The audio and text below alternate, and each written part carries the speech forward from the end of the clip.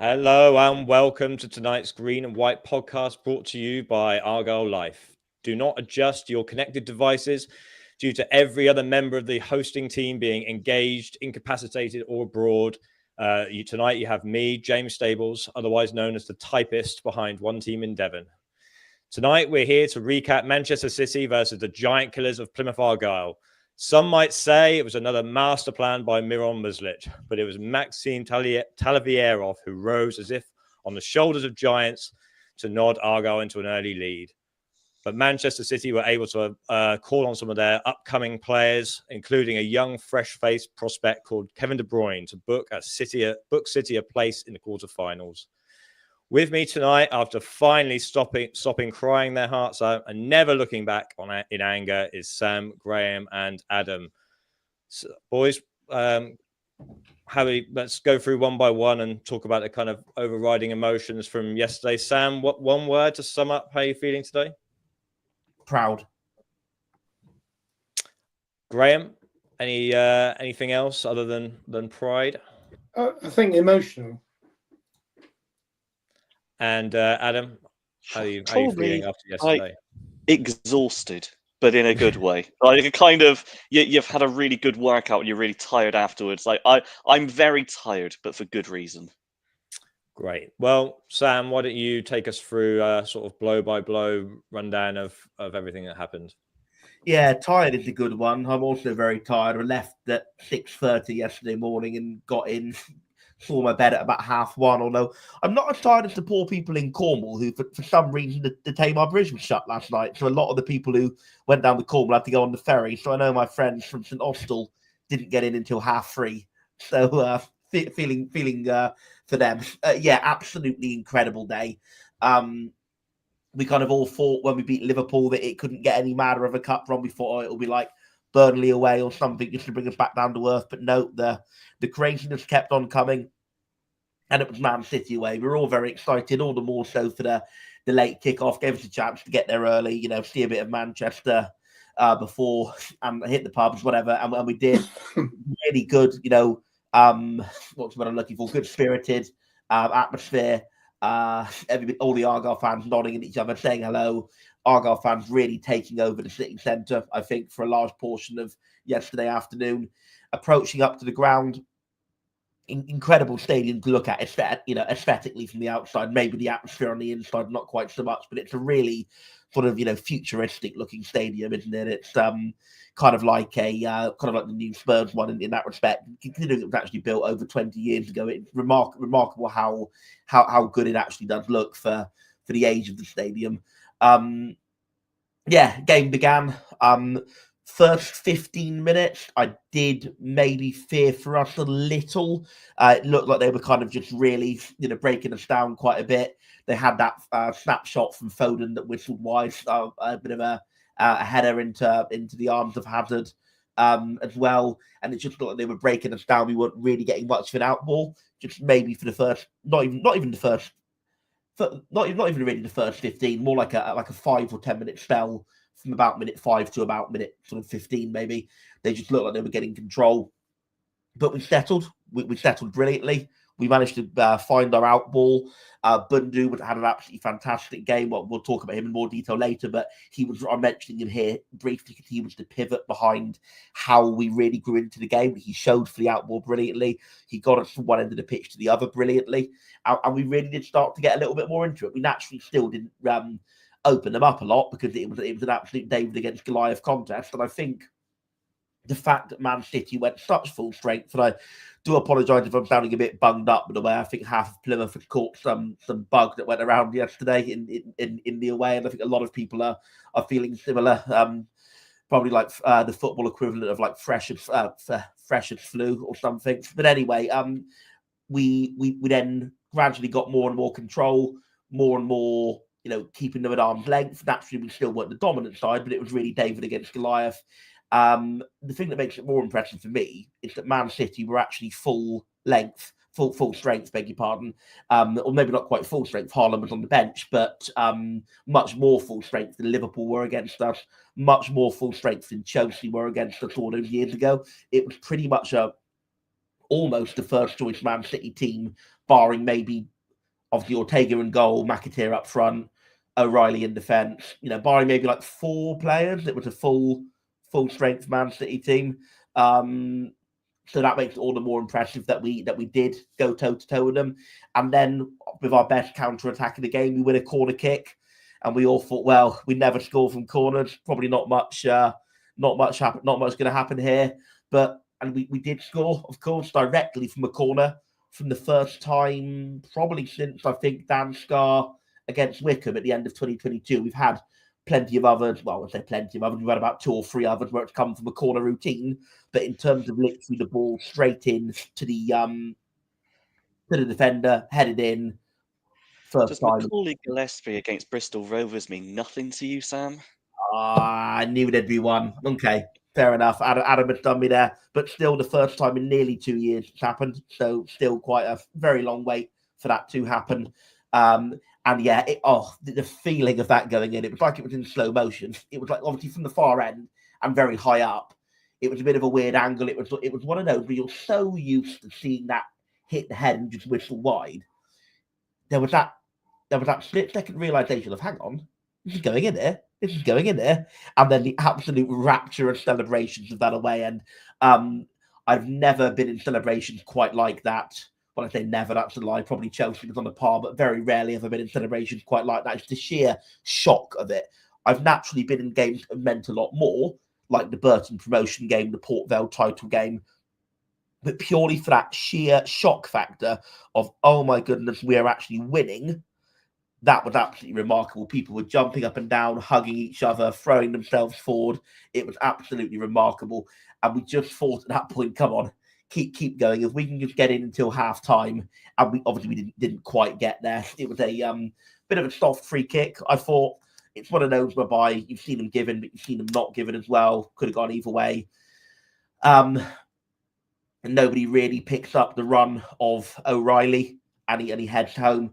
And obviously, it almost felt a bit flat that we were going in level, which is kind of ironic that if you offered it to anybody before the game, the fact to go in level, we'd have all been absolutely jumping up and down taking that. But there was a little bit of little bit of a soft goal from a free kick, considering how the open play chance they'd had been saved by Conor Hazard. It was a bit of a shame to concede just bang on half time from a free kick. But, we were still going in level ultimately, which was still amazing, still a great achievement.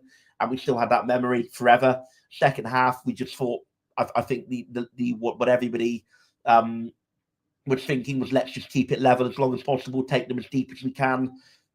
If we get a chance for the counter attack, who knows? And to be fair, we did do that. We kept it level as long as we could. And the fact that when you saw Erling Haaland lining up to come on at 1-1 in about the 60th minute, you knew then how much of a fight we'd given them. Because I think Pep was probably not wanting to bring Erling Haaland on in that game.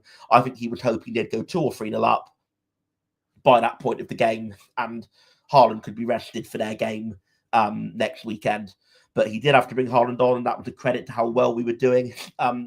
Around about the same time, actually, as they brought Haaland on, we actually sort of weakened our team in a way. And that's not in a sense of having to go at Muslik for the subs, because the subs are very much made with Tuesday in mind. But we brought off Bundu for Beidou, who was nowhere near as good. We brought on Al-Hajj for Mumba, who I think similarly was not as good. And I think there was another sub around that time as well. I think it was it Houghton for Boateng? Yes. And Houghton was fine, to be fair to him, but Boateng in his sheer athleticism, picking up every ball, every loose ball, intercepting, pressing, harrying. Houghton didn't quite have that pure human dynamo about him in the same way. So it kind of got to a tipping point where actually, by the time Haaland came on, I would genuinely say Man City were more full strength than we were. They were closer to their best team than we were to our best team, which, it's incredible in and of itself. But then the fact we still kept it level after that. But it was at that point of the game that the quality really started to show. They had stream after stream of attack, including, which we'll talk more on later, one of the best double saves I've ever seen from Conor Hazard, and also another save from what would have been an audacious De Bruyne shot, curling shot from the edge of the area. At that point, Hazard was kind of keeping us in the game a little bit. and we kind of thought it might be a matter of time at that point. Again, it was another goal from a set piece, but what I don't think should have stood. I do think the lad O'Reilly does push Houghton. Is it enough of a clear and obvious error that VAR could have been called?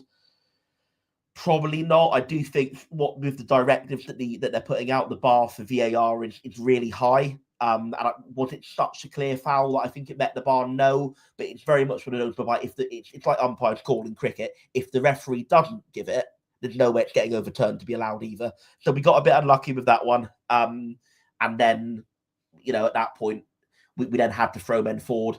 Al Hadj had a bit of a frustrating moment where he should have squared it a bit earlier and didn't. And that was probably the chance, because if he'd have squared that and it fell nicely to Beidou, I think it was on the edge of the area. If he'd have squared that to Beidou and that goes in, that's 2-2. That's almost certainly extra time. So that was the moment, and I literally turned and said to my mate, "That was it. That was the chance." And then, sure enough, about a minute and a half later, they go up the other end. Haaland breaks the press, squares to De Bruyne, 3-1. But yeah, incredibly proud. We took the lead at one of over the last decade, probably the best team in the world, certainly the best team in England over the last decade. And we took the lead there. We battled hard. We nearly had a moment to make it 2-2, and we gave them a far nastier game than I think anybody at Man City was ever going to be anticipating that Argyle would give us. Full credit to Pep Guardiola at the end, going over and clapping the Argyle fans. Really, really nice moment there. But yeah, what can I say that I haven't already said? Battled, incredibly proud, incredibly great effort. And the fact that we did that against a near full-strength Man City team, and we did that with refereeing luck going against us, and we still came so close to taking it to extra time. Absolutely incredible. Amazing performance from Argyle. Gave all the fans travelling home a day to be proud of. Yeah, I think pride has got to be the overriding emotion after yesterday. I mean, it's been an incredible cup run, and we'll sum that up more later. Graham, I'll just come to you, rewind a little bit to the lineup. What was your reaction to seeing the lineup an hour before the game? And how do you feel Miran Muslic kind of balanced the occasion and the obvious fixture congestion and Wednesday night?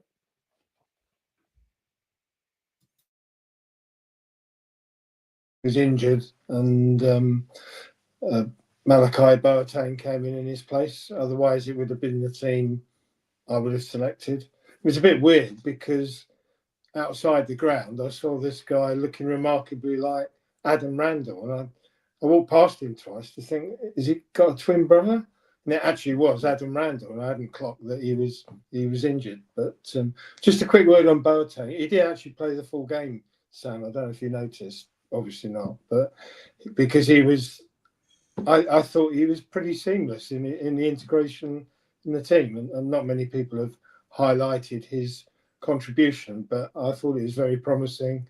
It was energetic, considering the players he was up against. It promised much for the future, for the rest of the season, although he was hobbling at the end. I did notice he struggled for about 5 minutes, and then he gained a bit of composure. But I use the word emotional because football is about emotion, and that goal being scored and who scored it, you could not have written a better script. And the manner that it was scored, a corner where we just don't score from corners. The uncertainty for a second or two whether we'd actually scored, because it was at the far end and we couldn't quite work out what had happened, and only when the players turned away and celebrated. But the one moment I noticed was Miran Muslic.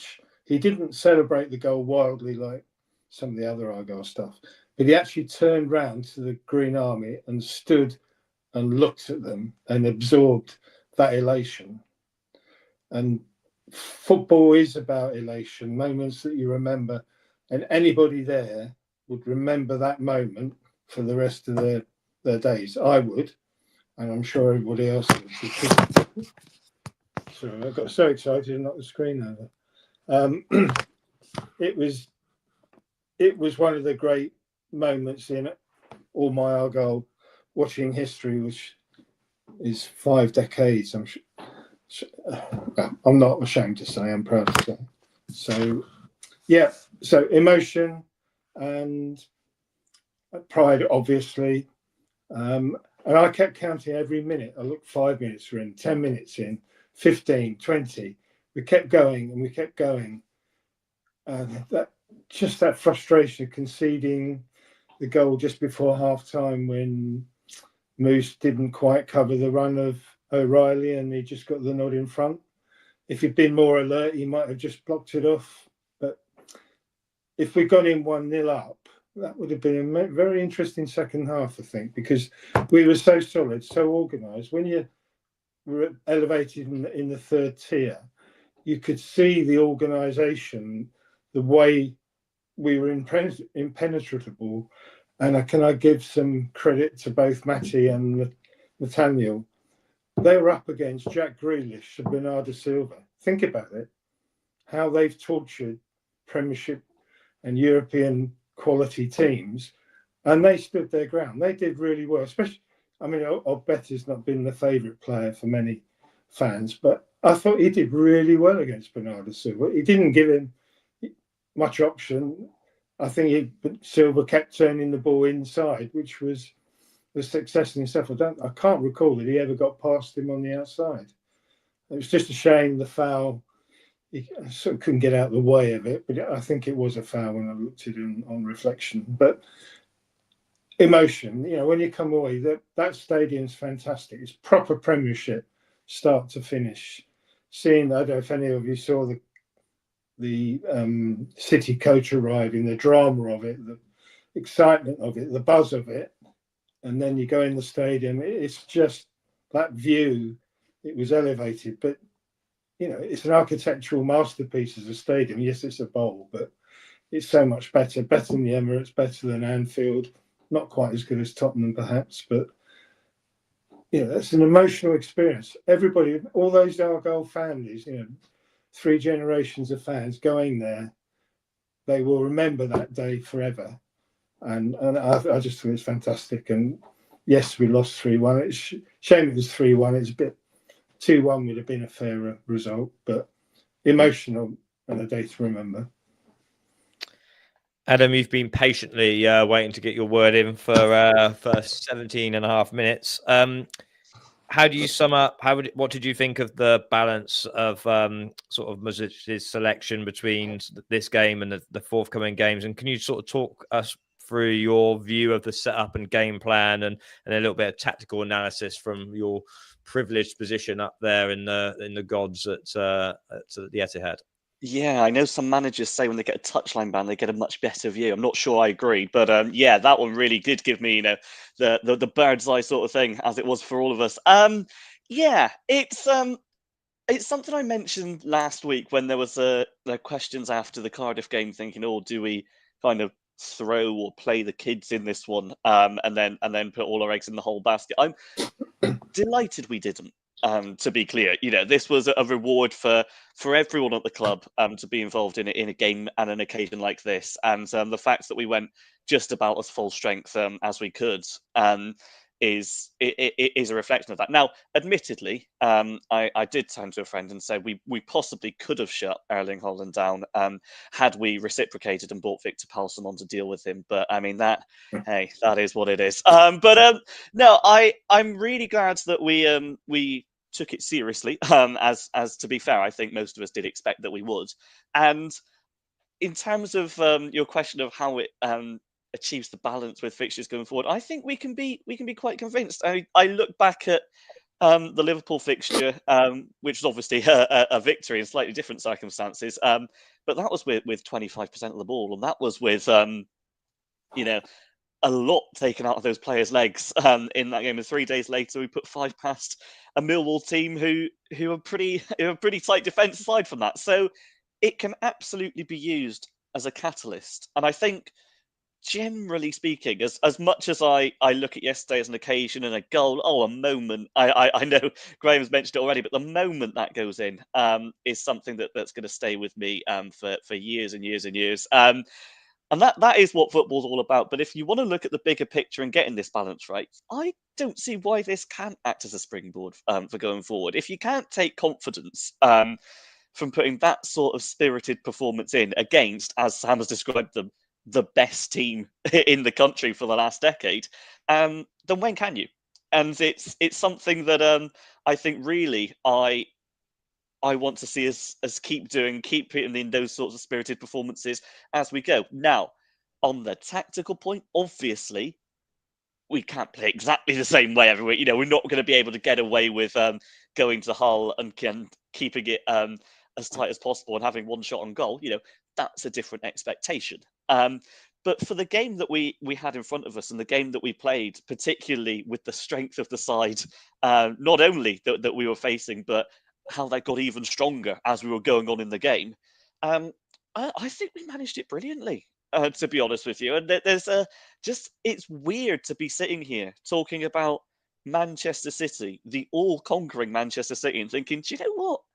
If only a couple more moments go our way, we could be looking at something very, very different. Sam's already mentioned that I do agree that it's a foul at the corner. I do also agree that it's possibly not one for VAR, but the referee should really be seeing that in the first instance. And it wasn't a corner in the first place. So, you know, there's a lot of reasons why that goal shouldn't have stood. And then you look at a couple of moments we had where the Al-Hajj moment is the obvious one. But yeah, if that ball's played a little bit differently, if that falls a bit kinder, then who knows? Who knows? And I think it's testament to the tactics from Muslic, the way we set up and the way we took this seriously, that is leading us to have this conversation, that is leading us to be able to sit here and say, we gave this a right good go against a seriously, seriously strong side. And yeah, I think tactically excellent, spirit terrific. And if we can use this going forward, we absolutely should do. I know it's something that's cliched, and you hear it a few times across the season, particularly when you play well and don't win. And it's if you play like that for the rest of the year, you'll be absolutely fine. Now, playing like that, as I mentioned, is going to be slightly different in championship games when you can't get away with just having one shot from a set piece. But play with that spirit every time and play with that tenacity and the tactics that we've seen. We've got every chance. We really have. Before we move on to the next kind of section on our chosen players of the match and a bit more analysis, Adam, I'm just seeing you waited so long to get in. I'll just quickly come to you for a double follow up. Is this the new era of set pieces? Do you think, with our new shiny set piece coach, and there we've broken our duck from scoring from corners? Do you think that's just that's a really exciting part of the season that we can still benefit from? Bloody hope so, because it's been a long time coming, right? I mean, it's a really nice one. As I think Graham, you mentioned that was the way that the goal was scored. Considering that we've been pretty hopeless at them for what's felt like many years at this point. It is getting our set pieces right, and interesting that it was Maxi Sorinola who was over it. I mean, I don't know if he was always third in line anyway, if Randall or Puhac weren't on the field, and it just so happened to be his, or whether that's something Hubert Auer, our new set piece coach, noticed that he's actually got this sort of delivery on him, and we should give him a go for that in-swinger. Whatever it was, wow, did it work? It's a lovely delivery into a brilliant area and gets onto the end of a player who, much like I mentioned with Katic in the past, he saw someone in his way going for the ball and said, "No, you're not having that. This is my ball, and I'm sticking it in the corner." It's something that, we have. It would be an understatement to say we've been dreadful from set pieces, particularly this season, but for a number of years. I really hope it's a case of a turnaround, and I hope it's something that actually we continue working on, because we're starting to see them go in, and we're starting to see them be threatening, which is fantastic. I love seeing it. I want to see it keep happening. And I also note that whilst he's always like the guy that gets up for set pieces from the dugout, which obviously is his remit and you like to see, he also does it when we're defending them as well, which I'm glad to see that those are things that he's working on as well. Now, we have conceded a couple of goals from set pieces in the game. I'm not going to gloss over that and say that it's fine, although with the sheer number of set piece opportunities they had, it was bound to be one or two eventually that went in. And that's what, it's an area for improvement. And I think from what we've seen going forward, I'd be surprised if we didn't see that improvement in the way that we defend set pieces as well as attack them going forward. And it's particularly important. Take everything else out of the equation from the Wayne Rooney era, where I think we'd all agree we looked dreadful and we were statistically worse. If we were even average at set pieces during that time, we'd probably have another 5 goals to our name, or at least 5 on the goal difference if you take into account the set pieces at both ends. So it's been a really obvious area. It's taken a long time for the club to address it, but it looks like we're starting to get there. And I hope it's not a flash in the pan. I hope we start to see more set piece goals going in over the next couple of months. And if we can tighten it up at the other end as well, I'll be very happy. Yeah, and hopefully we won't be facing Kevin De Bruyne whipping them in every week for the rest of the season. So hopefully that'll help a bit. We're going to go through some of the players that stood out. We, in the spirit of organisation, we actually pre-agreed these off air. So labelled them down. Graham, I think I'll come to you first just because I think your choice tallies with my choice. Do you want to talk about Mustapha Bundu? Yeah, I think the Moose has been one that's probably benefited the most from Miron's input. He is actually bigger than you think. I think he's 6'2", and previously he's never really used his stature or to benefit us in attack. He's obviously normally been played wide. He obviously saw something in him to play him through the middle. One of the good things, he's got a turn of pace on him. He's very strong running, but he does work the 2 centre backs, constantly pulling them out of position, coming short. His first touch is much improved, and he does have a little bit of pace to get beyond the player for a through ball. I think there were 2 or 3 occasions when the through ball was on yesterday, and it just was either overhit or hit short. But he gives us a very flexible option up front, and surprisingly wins a lot of little flick-ons and headers, and he's very instrumental into the way that Miron wants us to play. And if we're looking for a quick transition, play the ball into him, and he can hit it left or right wide, and we're up the pitch very quickly. Or if he we need an out ball, he has the best ability of anybody else in the club to hold on to it and bring others in the game. So I think he's been the most improved player under Miron, and many City fans, such that they could remember any of our players in post-match discussions, all highlighted his role as the one that, inverted commas, they were worried about, because he had an impact. And I think Pep Guardiola mentioned him in his post-match summary as well. So credit to Moose. I think that was one of his best games ever for us. I just hope he can improve his goal-scoring credentials, because he did, for all his great work up front, I can't think of actually too many chances in recent weeks where he's had the opportunity, and so perhaps running across the near post defender on crosses, that sort of thing, but that will come with time. But most improved under Miron, and well done, Moose. Yeah, we need him now more than ever with the current injury crisis. Sam, you've got your name down next to Plymouth Argyle #1 Conor Hazard. You talk about him. Yeah, but before I want to very quickly issue a clarity point on something I said earlier when I stupidly said Boateng was subbed off. Of course, it was JB who was subbed off. My apologies. They did both have fantastic games in the middle, though, I will say, and they both ran and covered so much ground. And I do think Houghton, for all of his excellent defensive work he doesn't quite whiz around and cover ground to the same level that those two both do. So I think that still, despite it being JB that came off rather than Boateng, I do still think that did weaken us a little. So yes, going on to my main point of Conor Hazard. I think that game, more than any other, showed and encapsulated how much he has grown into a really good all-round goalkeeper during his time at the club. Because I do think back to, although we won this game, I do think back to his debut against Huddersfield, when obviously Cooper was injured still at the start of last season. He had to play, and despite the fact we won that game, I thought he looked really skittish. I felt he looked like never sure whether he was going to come or go for a ball.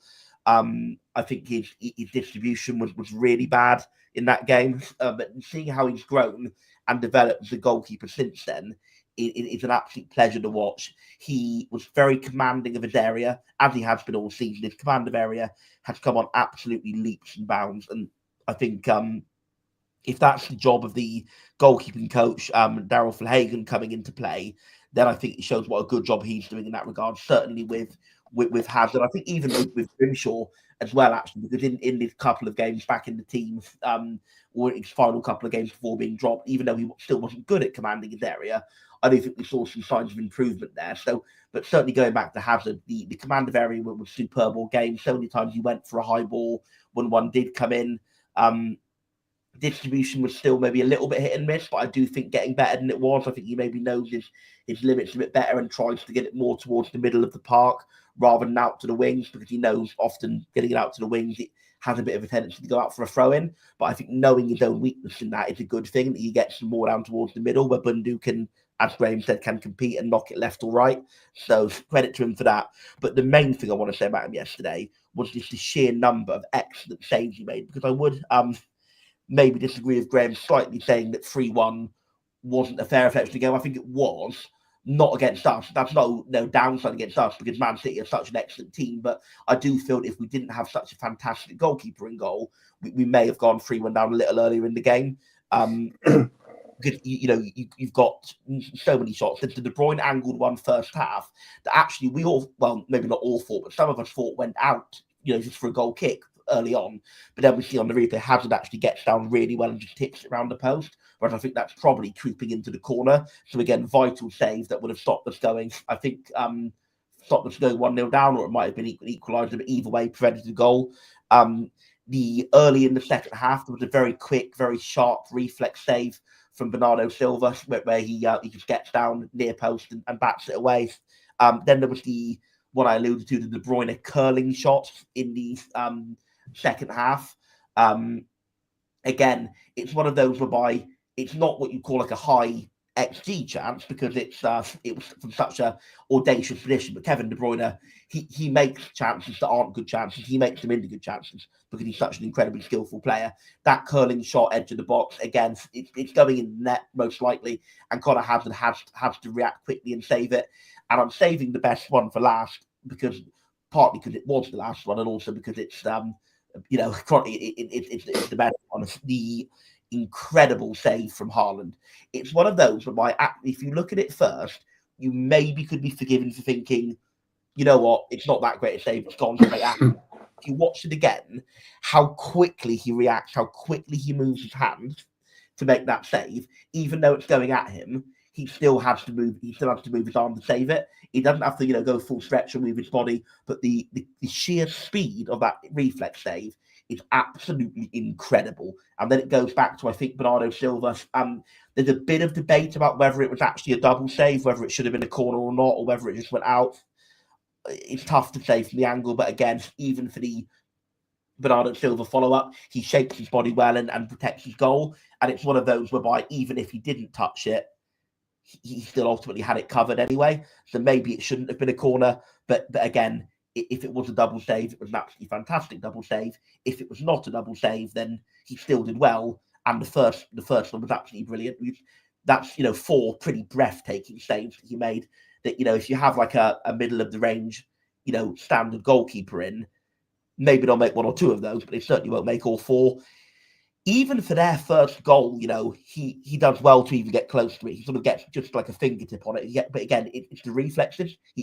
If you don't have such good, quick reflexes like he does, he doesn't even get a fingertip on that. So really incredible performance, Conor Hazard. Really working on his weaknesses fantastically. Grown into a top quality goalkeeper, and really topped it off with some sublime saves that kept us in the game yesterday. And you know what?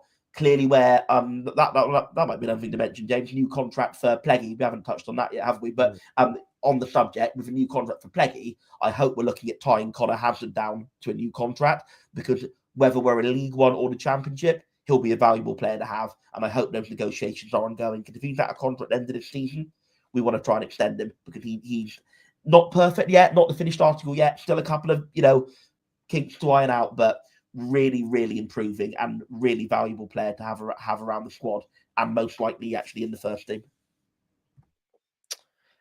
And then finally, Adam, you've got Maxi down on your list, and a nod to another player. You want a 2 for 1? Yeah, I'll do a very quick one after I speak about Maxi. I think it's very hard for me anyway to decide on the best player from that game when all was superb. If I had to pick a man of the match, it's not just because of the goal. I think I would just punt for Maxi because of everything he's done. Now, obviously, we've spoken about it at length, and to be honest, we are going to speak about it at length for a very long time. That header to find the corner, it's terrific. It's what we've been crying out for somebody who's just going to see a ball in the penalty area. It doesn't matter which end it is, and say, "Yeah, that's mine. I'm getting that." We saw it with Katic. We've seen it with Maxi as well. It's a breath of fresh air, honestly, to see a player go ahead and do that. For it to be on such a stage as well. Without wanting to get into to too many macro issues, if you like, with everything in the world, in a time where he and his countrymen have been having a difficult time. That's a pretty awesome thing to see, and a pretty awesome thing to happen. That he's taken the game by the scruff of the neck, and he's been the one to have that moment that'll last with him and us forevermore. But it isn't just that. I think at the other end, against one of the best attacks English football has ever seen, he's more or less done his job to perfection and is brilliant in his duels. He was, did everything he needed to in the air. And I think I saw that he'd made 5 tackles in the game and wasn't dribbled past once. Now, when you consider he made 2 tackles against Liverpool and celebrated them like, he's made 5 this time without being beaten.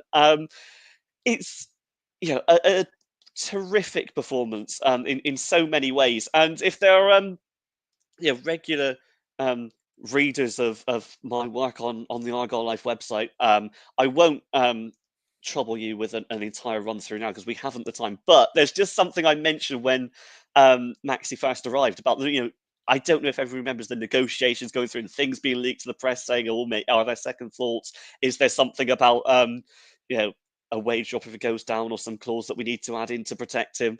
And maybe there is. He'd be worth it, to be clear.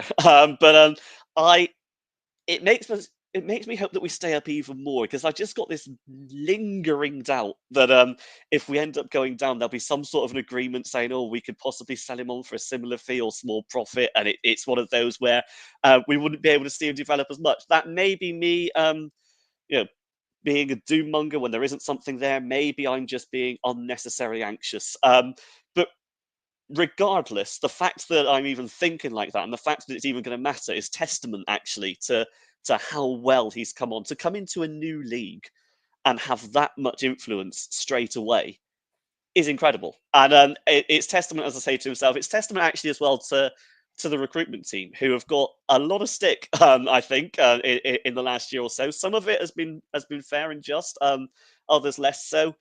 To pick out this guy and get him for what's looking like an absolute bargain fee, which is a weird thing to say for our record signing, but get him the way that we have, hats off to everybody. And whether I'm making up a clause that isn't there or not, I hope we get to enjoy him for many, many years to come, because it would benefit us immensely. The other guy I was going to mention, and it's going to be a quick one because I already sort of mentioned him with the set piece, is just Sorinola again, putting in the sort of performance that it's really weird. If you asked us 3 months ago if Maxi Sorinola had this sort of run of form in him, we'd probably be laughed out of the room. Again, he was a bundle of energy. He's put a fantastic ball in for the goal. It was a few moves as well, which didn't quite come off, but you could see the runs he was making on that right-hand side to give us what we need. I don't think anybody with the form Joe Edwards was in when he got injured would have thought that he'd have any trouble getting back into the side. He's going to have a bit of trouble getting in with Sorinola on this form and the way he's playing. And, wow, what a lovely headache to have, considering the troubles we've had with getting players fit and available and firing for the last few months. Maxi Sorinola, hats off again. On Maxi, that much was made of his interview post-match about the situation in Ukraine, but I don't know if anybody read the article The Guardian had on him. I think it was on the Friday before the game. And his parents are in Kyiv and are regularly getting bombed. And he does not know from one day to the next whether his parents are at the wrong end of that form of attack. I don't even know if they were able to watch the game live on Saturday. But it just adds to the credit that and the dignity which he showed pre and post match, that that's what he's playing under. If you can imagine any of us sitting here thinking our parents might be being bombed and you don't know and you can't contact them, you have to wait until the internet connection's remade. That's one hell of a pressure for somebody to be playing under. And I think he deserves immense credit, which he has been getting, but not everybody would have seen that Guardian article make that particular point. And I think that should be made known and appreciated, because it's a magnificent achievement to play, given how his father helps him with these video clips and all the rest of it, that he still doesn't know, A, whether he's watching the game, and B, whether he'll be able to contact him the next day or the following day or whatever. So I just want to make that point. Yeah, well said. I think it's a good idea to sort of sum up the cup run and look back at what's been a pretty amazing sort of, a pretty amazing run since beginning of January. Graham, I think you're sort of best placed to do this. You teed up your extensive history of watching Argyle and the highs and lows. Can you sort of contextualise how you feel about what we've seen over the last couple of months with other cup runs, with other times, and obviously including the backdrop of the sort of our performance in the league this year? Just can you put that in context? I think this year the three cup games, Brentford, Liverpool and City yesterday, have shown the Green Army at their most magnificent. And what I really like about Miron, he's fully appreciative of it. Barely is hardly a sentence without him mentioning the Green Army. He, to me, is the first manager that's really, head coach, who's really grasped the importance and the connection, and he's worked it, and he's worked it to his advantage. Obviously, Brentford was before the Whittaker goal. Same, amazing elation given the context of it. It was at the Green Army end as well, which made it even better. Then you got Liverpool live, the nation. I mean, the number of people contacting me said, "Your supporters are fantastic." We know they are. But the Green Army is getting the recognition nationally, not just because of the distance we travel, which is all a bit hackneyed, but the volume, the passion, the desire, and the embracing and the connection with Miron is just fantastic. And for me, I can't remember a time like it. Maybe in Holloway a little bit, and Shuey and Paul Sturrock was similar, but this is of a different magnitude. Every press conference, he's talking about the importance, and the nation's seen it. The press are talking about it, and the noise in the Etihad yesterday was as good as I ever remember in an away game, apart from the Wembley victory in '96 when Ronnie Mojé scored.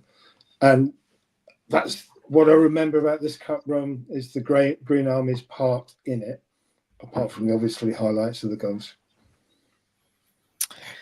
Sam, how do you feel about this cup run, looking back for your Argyle watching career, and also that sort of tongue-in-cheek, I guess, which is the bigger game, City or Hull? And do you think that the cup run this year has been a welcome distraction or a damaging distraction? Oh, it's absolutely categorically been a very welcome distraction. It's given us two of our most, well, even three, because, like the yesterday was still amazing. It's given us three of our most amazing memories ever in an absolutely terrible season. If not for that, there would be barely anything we would look back on with much fondness. I know we have won 6 league games, the comeback against West Brom probably the highlight of the league season. The 5-1 against Millwall was very, very, very feel good. The late winner at home to Blackburn, thinking back to Rooney, the last minute winner against Sunderland. Not that there's been no good moments in the league, but by and large, this has been one of the most miserable league seasons to follow Argyle in many a year. So to have this to give us that bit of tonic, bringing that little bit of joy back into it, bringing that feel-good excitement of following Argyle back to the surface has been incredibly welcome. Is there a chance that progressing in the Cup has slightly detrimented our league form? Maybe. But you know what? Not really. Because at the end of the day, I think what the games that we've performed badly in, I don't think it's just as much down to fatigue. Because the Blackburn game, maybe that was down to fatigue. But ultimately, we would,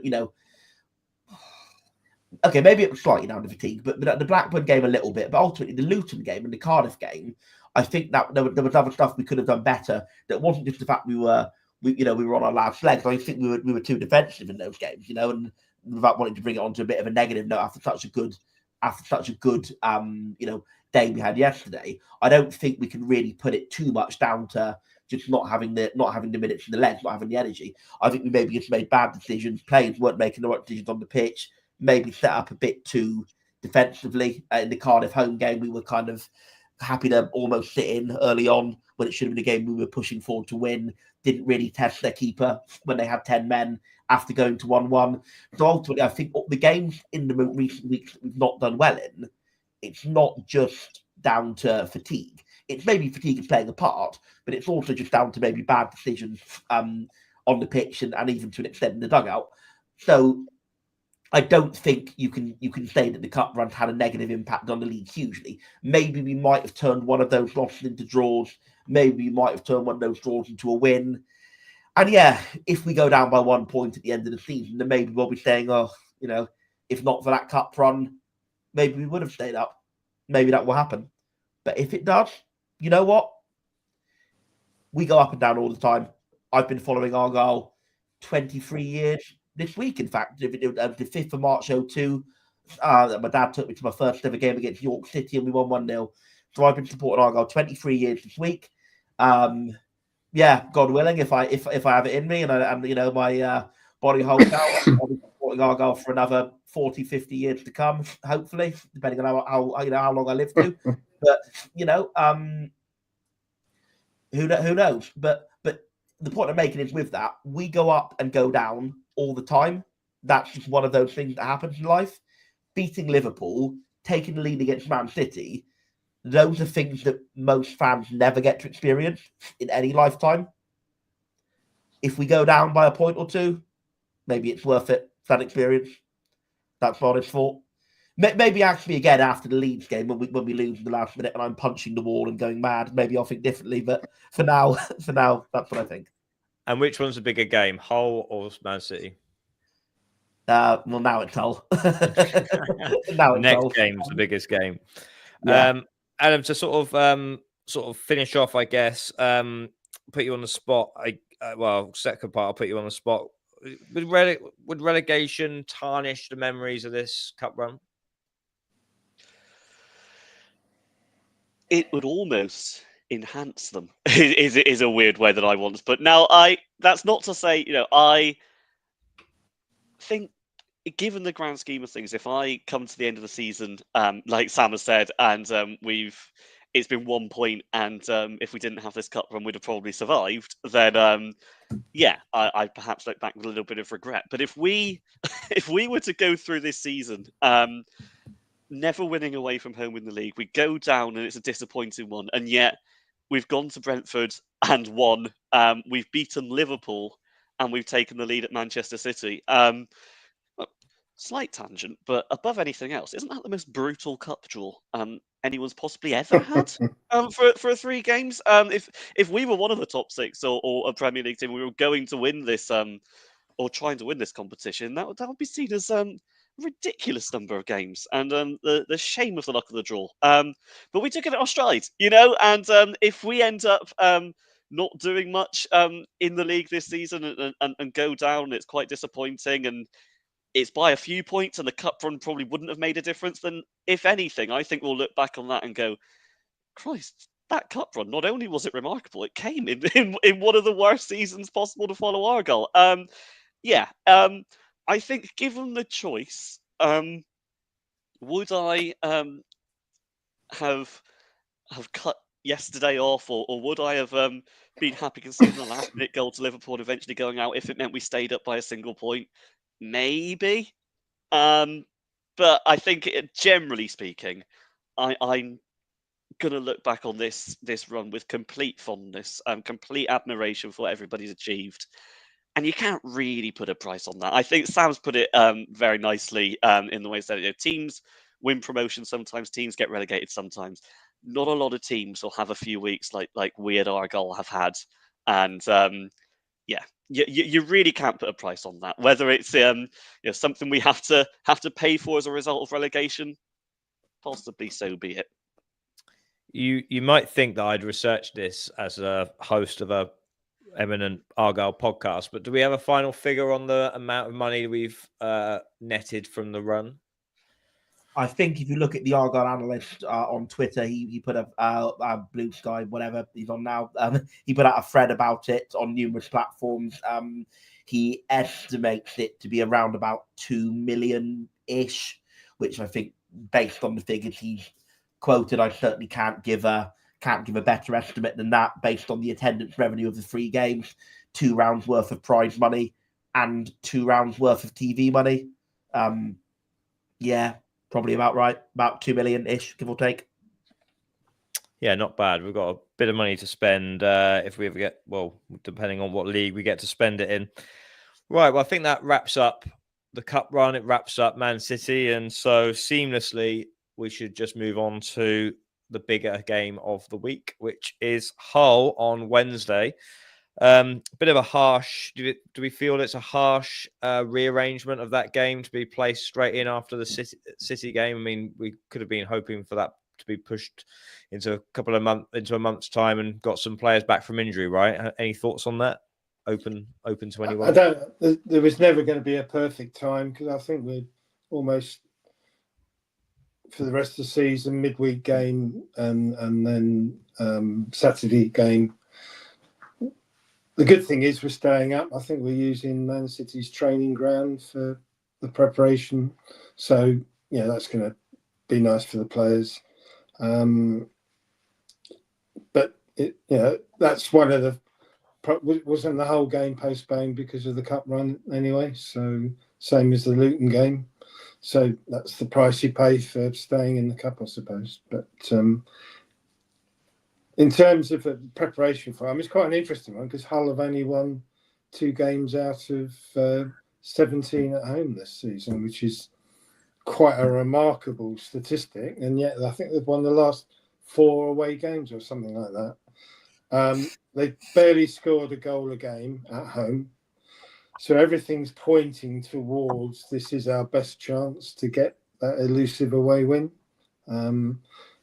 And I don't think we haven't won there for 17 years, such as those records mean anything. And I don't think their last win was 2 months ago at home. So if ever there's an opportunity based on those statistics, this is the game. And it's a must not lose, for sure. And if we have any expectation of a away win, I think Tuesday is probably our best expectation, next to Portsmouth in the next few away games. It's an incredible stat, as someone pointed out in the comments. Only, I guess, better or worsened, whichever way you look at it, by our away form. Adam, what can we expect from Hull? What kind of team are they, apart from one that's terrible at home? And where can we look to hurt them? They are a very different team to the one we faced at the start of the season, which hasn't necessarily been the case for a lot of the sides we've faced. They've basically changed everything, which I guess isn't a surprise considering how poorly their season was going. But it was under Tim Walter, was it? I don't know. Yeah. Their previous manager, the classic heart attack football style. And yeah, I'm sure it caused plenty with the way they defended. It was mistake a minute. They were giving chances away at will, and didn't have enough going the other way to compensate for that. Since then, Ruben Sellers coming in. I think he values possession a lot more. He values safe possession, is possibly the way that I put it. And to be honest, I think that could suit us. And the way that we could hurt them is by enforcing our style in the way that we've seen, for example, in the Liverpool game where we won with 25% of the ball. I think if we're going to win the game, that's going to be the method that we do it, because they were the sort of, I think I saw they had nearly 800 touches in their game against Cardiff recently compared to about 400 the other way. And with those 800 touches, they produced about 0.2 XG in the entire game. So they can be very insipid at the worst of times. And against a strong and organised defence, they can really struggle to break them down. And whatever you want to say about Argyle and our away form, we know that on our day and with our backline the way that it is now, we can be that sturdy defence that can be a kryptonite to a side like Hull City. So it's one of those. I think you could argue the stars are aligning, based on what Graham's mentioned and based on certainly what I've seen at Hull, that if we're going to get that away win, this feels like the big opportunity with their weaknesses. And I think particularly when you consider actually that they are they perhaps a bit like the way we've been in recent weeks, that they seem to be better against the top sides. They've won at Sheffield United, they've won at Sunderland, but as I said, they really struggled at Cardiff. And we're not one of the strongest sides in the Championship. Perhaps that's a good omen as well. There's a lot in our favour here. And having said all of that, of course, now it's sod's law that everything will fall right for them at night time and we'll be thumped 3-0 or something like that, because that's how football seems to work. But if I look at it with my objective hat on, this is the one. We've got a serious chance here to not only get that monkey off our back of the first away league win of the season, but also pull ourselves right back into the race to avoid the drop. If we're going to win away, this is going to be it. And I guess to reverse that, if we don't win here, then where the hell are we going to win on our travels this season? We'll see. But I think to bring a long-winded answer short, the way to hurt them is to be physical, to impose our style of play on them, and chances could fall our way. Well, after hearing all that from Graham and Adam, I can't wait to be 2-0 down after 15 minutes at Hull. Okay, yeah, serious answer. A couple of things to pick up on from what you two have said there. I basically agree with the consensus of it. I do think Ruben Sellers, maybe his weakness at times as the manager, his possession can be a bit too sterile. Maybe they're a team with a bit of a soft underbelly. They've lost Louis Barry to injury. I think there's another player they've lost to injury as well, fairly recently. My mind escapes me who, but maybe Adam might jump in with that one. Anyway, they're a little bit depleted. They were never good at home even under Walter, and they're still not good at home even under Sellers. I suppose my devil's advocate to the point would be, and again, this isn't what me wanting to bring it on to too much of a negative under what's been a broadly happy pod, is that when we did the pod after Millwall and we were all very happy, James did say, what do you think, if anything, because I can't really think of any, would be the weak point of the Mudley style? What would be the way that could get found out or undone? And I said, well, obviously, I hope it doesn't happen, but I think the way it could, in theory, get found out is teams just get better at cutting off the press, better at cutting off the long balls, and they just dominate possession and keep us at arm's length. And I had it was late to say I told you, I feel that's kind of what happened in the Blackburn and Luton games. Teams that controlled the ball did control the game. They managed to play through our press and they managed to cut off our long ball options. So that the kind of worry I had of how it might get undone was kind of how it did get undone at Blackburn and at Luton. And I suppose if with my worrying head on, I worry the same could happen at Hull. That being said, it could go the other way. They're almost too soft and that they have a lot of possession but aren't as good at using it as Blackburn were, or aren't as good at using it even as Luton were, and that we can just soak it up, maybe they play into our press a little bit, and we can just get the ball, do those quick transitions with Bundu at the core of them, break up the other end and score. There is every chance we do that, but there is also every chance that they just toy with us, force us into defensive mode because they have more of the ball and don't want to get rid of it. So that's the worry. It's certainly a must-not-lose game at the very least. A win would be absolutely huge. It's one of those whereby if we lose, I think the chances are very, very slim of survival. Yes, there are other games we could win. Maybe we could go to Middlesbrough and do to Middlesbrough what Foster did to them last year. Yes, we could even go to Swansea and do to them what Foster did to them last year. I actually think Pompey is probably one of our least opportunities for an away win because they are very good at home, certainly recently. So there are other chances. Yes, I think the game at Hull is the biggest chance we'll have. I can see a scenario whereby it plays out well. I can see a scenario where it doesn't. If we lose, I think we're very, very close to being relegated. If we draw, I think we're right in the hunt. Even though if we draw, Luton will still be ahead of us in 20 seconds. So psychologically, there will still be that one team between us and the survival line. If we win, not only do we go back ahead of Luton, we are right on the tails of Hull City. We will be going into then a relatively favourable run of fixtures in good form. Obviously, let's not forget, for all the frustration of the Blackburn, Luton and Cardiff games, we are still only on 1 loss in 7 in the league. So even if I'm a little bit frustrated at how defensive we were in some of those games, Miron has definitely made it hard to beat. So if we can just have that little bit more attacking impetus, maybe a little bit more flexibility with the styles. I know that Miron is very keen on the long ball, the out ball. There were times in the second half against Cardiff where I was just screaming, just play a little bit more slowly, just try and toy with them a bit. They only had 10 men. So with a little bit more flexibility and a little bit more maybe attacking impetus against Hull, I absolutely don't see why we cannot come away from the game with a win. But we've got to just not fall into the same trap as we did at Blackburn or at Luton.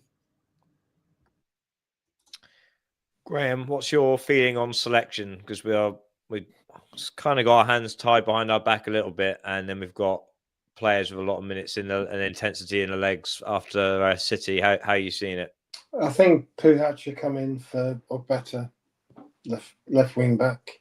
Otherwise, the back five will stay the same. I think we start off with Matty and then bring on Cornell or even Joe, who might be ready for coming on. Randall's going to be out, so we've got the JB Boateng options. Hopefully Boateng is fit, and I would, given his performance against City, if he's still got the legs in him, because he hasn't played a lot of games recently, I would select him. Moose has got to start up top, and then it's the choice of the 2 10s, and Barley and Callum would be the obvious starters, but the Obafemi situation is a bit of a mystery. And Miron's hinted once or twice at press conferences that he selects players who want to be in the team. I don't know. I don't know if we're reading too much into it, but he has an ability in the rare moments he's on his game to be quite a disruptive number 10. He's quite powerful, strong running. Maybe even, coming on for Moose after 60 minutes up top to ruffle the feathers of the 2 central defenders. So that would where I'd be at it. Very much the sort of mix of the 16 that played. Don't know whether it's Houghton. We haven't lost when Houghton started. I think we. So I might put Jordan on with his Nelson experience, and then play either JB or Boateng alongside him in the middle two. So we've got choices. Depends how we start. If we score first, I'm confident we'll get a win. It's the same story. If we don't score first, then we seem to be up against it, and we're not. So whilst we do recover, we don't always, certainly away from home, recover enough to win. So score first, and I would be more confident. Yeah, the Obafemi situation is certainly a mystery. I know we've been over it in the pod before, but increasingly with him not being in the matchday squad, it seems a bit annoying that we didn't opt to get a sixth loanee. If he's not even going to make the matchday squad, we could have had an extra loanee, couldn't we? Adam, Sam, any selection thoughts, encounter to Graham's ideas? I think that it looked pretty template. I think, as much as I did make the point earlier that we were weakened and Houghton came on, I do think in that very specific game where there was going to be so much running, Boateng and JB was the choice to go with. I do feel in a game that could be played at a little bit more of a, maybe sedate pace from Hull, maybe not cling on to the ball a bit and sort of play with their food before they eat it, as it were. I do feel in a game like that, Houghton is maybe a bit better because he's disciplined. He'll sit in. He can just intercept those balls, cut out the loose balls. And as Graham said, we've not, since he came back into the team in his most recent run, I don't think we've actually lost, or maybe only lost once when he started. So the results of him going back into the team cannot be ignored. He's really enormously improved us. And whilst he maybe doesn't have that sheer physical dynamism that some other midfielders have, he is a leader on the pitch. He's a talker on the pitch. He's a wise head. Positionally, he's very, very aware, which isn't to say that the others aren't. But I think him even more so. He has those more years of experience. He's good on the ball as well, by the way. Probably better on the ball than Boateng is. Maybe, JB's a very different type of player. JB's more attack-minded. But I think Houghton's certainly an improvement on the ball and maybe a little bit of a calmer, wiser head. I think in a game like this, which is a crunch survival game, I'd love to have Adam Randall. Sadly, he's injured. But we've got to start Jordan Houghton for me. Maybe next to JB, and hopefully if Boateng is carrying a knock, he'll be good for 30 at the end. I would go for Sorinola just because I think that, again, against a team like Hull, whereby they have a bit of sterile possession, if it's going to be rapid transitions, who better to bound down the wing with a rapid transition than Sorinola? I'm not sure about the left side because I do think that Puac has actually made a very good start to his career with Argyle. The last 3-4 games he's played, he's not really been on it. He didn't look great coming off the bench. I would actually be tempted, if his legs are up to it, to give Better another game. But if Puac can discover anything like his form of his early time, his first 5-6 games of Argyle, then yeah, absolutely Puac. And I would go front three. I think pretty much picks itself with Hardy injured. Al-Hajj hasn't done a lot to really cry out to be selected when he has played. He's probably done more than Bailey has, which is probably a discussion for another day. But neither of those have really, shone out to go in the team. So I think, yeah, front three picks itself. Goalkeeper picks itself. Back three probably picks itself. So it's only really, who do you play at right wing back? I'd go Sorinola. Who do you play at left wing back? I'm 50-50. I'd probably give Puac another chance starting. And then if he doesn't do great, bring Better on. And then I'd go Houghton and JB in the middle. And I'd go, yeah, like I say, front three picks itself. So that's the team for me. Adam, before we do score predictions and go and get on with our lives, who are your two selections for the 10s? Who are your first choice picks? I think I'd have to go with the consensus here, and that Mumba and Wright are probably the way to go. I think, well, Mumba certainly feels like he's starting to start. I mean, the fact that he came off with a view to Tuesday makes complete sense, and the way he played against Cardiff, I think it's would possibly fallen into him being available and fit for this role, but it's worked, and I'm really keen to see that continue.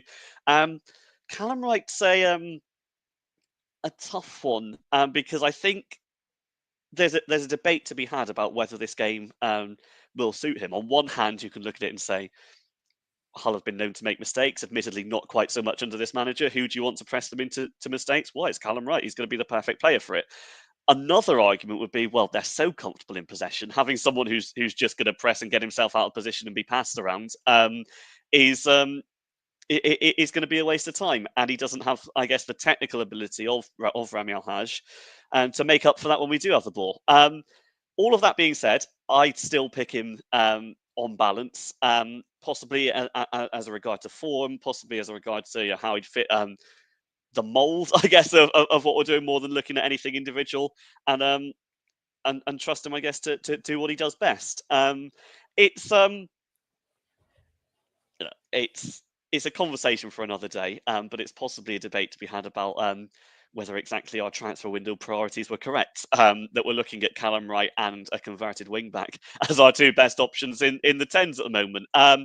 But it is what it is, and I think I'd agree that that does kind of pick itself at the moment, particularly with the injuries to the attacking players that we have. And I know it's a tangent, and I'm just going to very quickly agree with Sam. Actually, I think this game feels like it'd be tailor-made to have Adam Randall available. But again, what was I just saying about injuries? It is what it is. We'll find a way to cope, I'm sure. Right, let's get around for some score predictions. Graham, do you want to kick us off? 1-1. Anyone want to go for a first home win of the season? Away win. Away win. I guess I said I could see ways in which it will play out well and see ways in which it will play out badly. So I suppose the logical extension of that is to split in the middle and say it will be a draw. So yeah, sorry to repeat the same prediction. I'm also going to go 1-1. I think this might be a first. Well, certainly since I've been on, where we've all gone for the same scoreline. It's one of those. I often say it's kind of a win would feel transformative, a loss would feel like it's absolute doom and gloom. So likely outcome feels like one of those scorelines which doesn't really satisfy or settle any issue. So yeah, I'm going for the 1-1 draw as well. It's a clean sweep of 1-1s and 1-1s in the chat. Why not? I'm going to go 1-0 Argyle. Why not? Why not? I'm superstitious. I've just broken my own superstition. So that's great. Definitely going to lose. Right. Well, I would love to point you to when the next pod is going to be after Hull, but I have no idea. No one prepped me with that information. So keep an eye out on socials. What's that, Sam? Wednesday night, that will be. Wednesday night. Tune back in Wednesday night. We'll say goodnight for now. After a magical cup run, it's all back to the relegation dogfight. Good night. Good night.